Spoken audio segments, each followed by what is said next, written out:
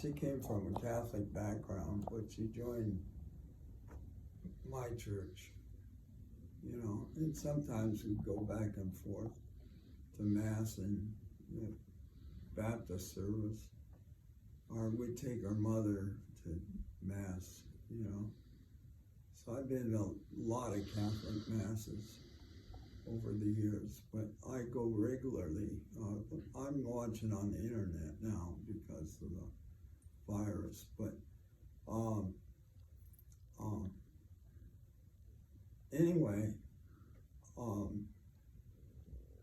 Mila and I got married in '66, and right away we tried to have children, and nothing happened.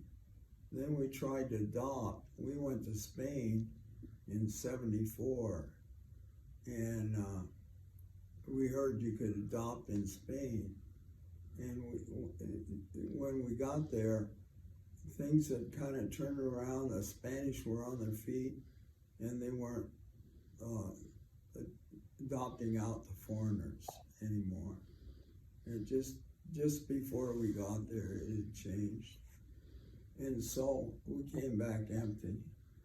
And then, the Vietnam War ended, and they had some Vietnam War children that needed adoption. So we applied, and we got turned down for some reason. We didn't get it. And then we supported a little girl in Japan in an orphanage. Her name was Mihoko. And we supported her for 8 years. And the year that we finally got on this, but you guys were born, 75, on Mother's Day of '75, we had applied through Pure Christian Children's Fund to adopt Mihoko. And they wrote back and said her uncle had become a dentist, a practicing dentist, and he was going to adopt his niece. And so Mila got that letter the day before Mother's Day, Saturday before Mother's Day, and we were trying to adopt Mihoko. She was really upset, no children in 8.5 years. And then in August, you guys were born, you and Joyce. And then Jeanette, our stepsister, had her 7th child, Penny. And Jerry had her 4th child, Amy. So there were 4 born in that week in August. And you were feeling like an empty nesters. And Venice called Mila and said, it's a girl. I think Joyce came out first, I don't know.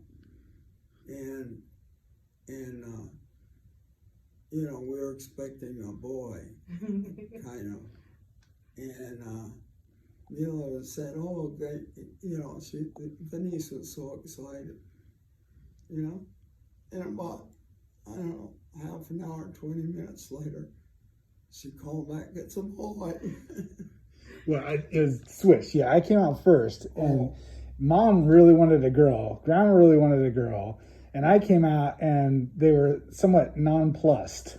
They were like, oh, we got 2 boys already. Okay, we'll take this one. Well, yeah, that was it. Yeah, that was it. They wanted a Joyce girl popped out because miraculously. They already had 2 boys. Yes. Okay, that was it. You're right.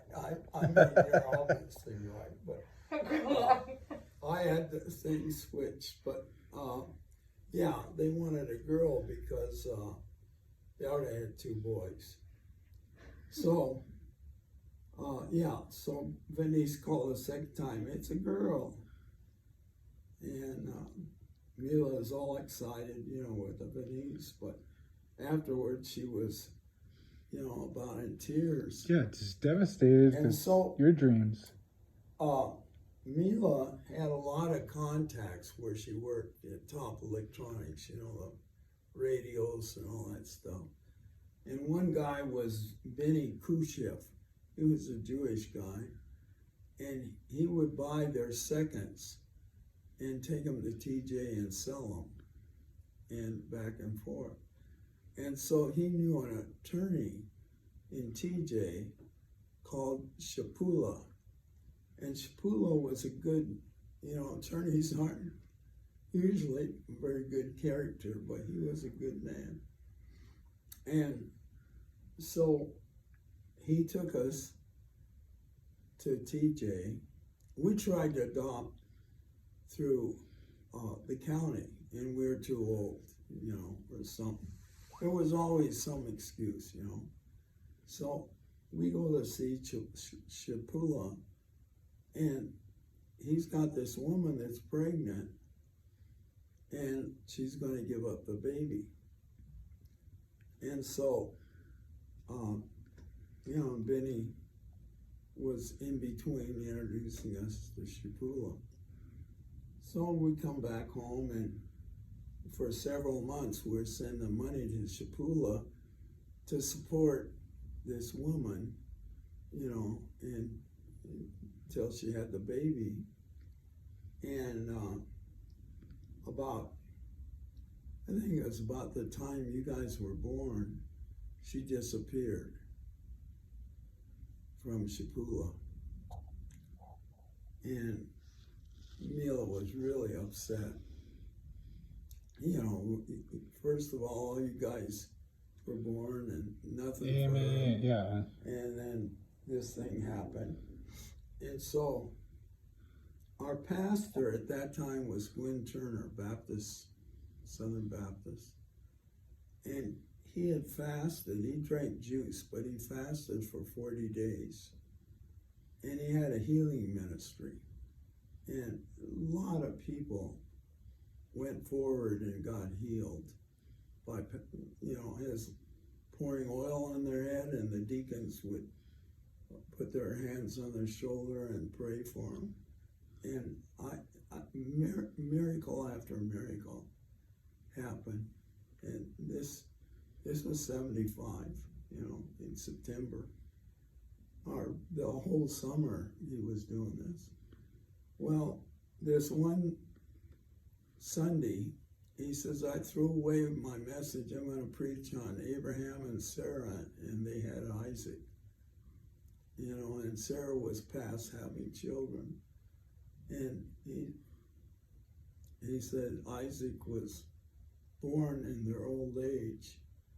And his name means laughter in Hebrew, because Sarah giggled when Jesus said to Abraham, your wife's going to conceive.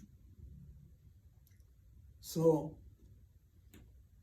anyway, he preached that sermon, and then he had the altar call people to come forward to be baptized, and then he had the healing call.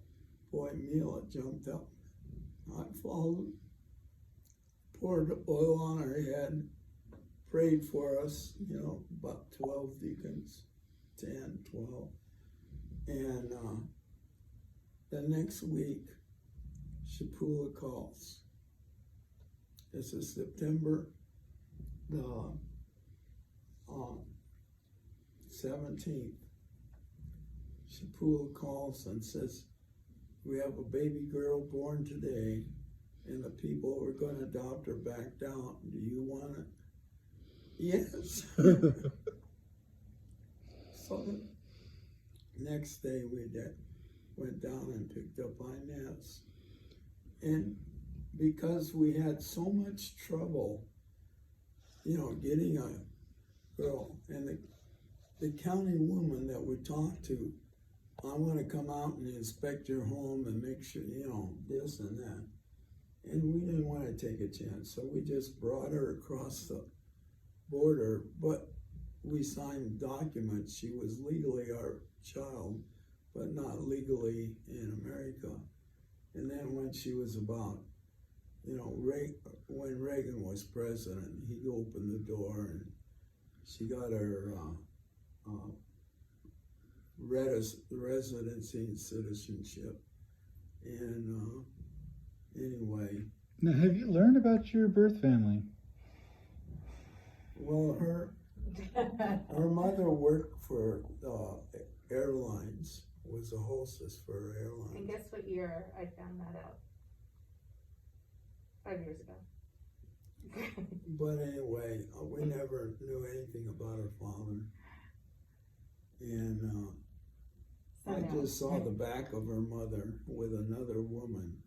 And I don't even know which one was her mother, but they were looking at her through the glass and saying goodbye on the day that we picked her up. We didn't get her till that night. And anyway, Carol went with us. You know, Carol. We called her Aunt Carol, but it was like my mom and my dad's Her husband worked with They Neil worked at with Top them. Electronics, you know, for many years. Yeah. And Carol and her got together. Hi. Hey. Hey, Papa. Come over and shake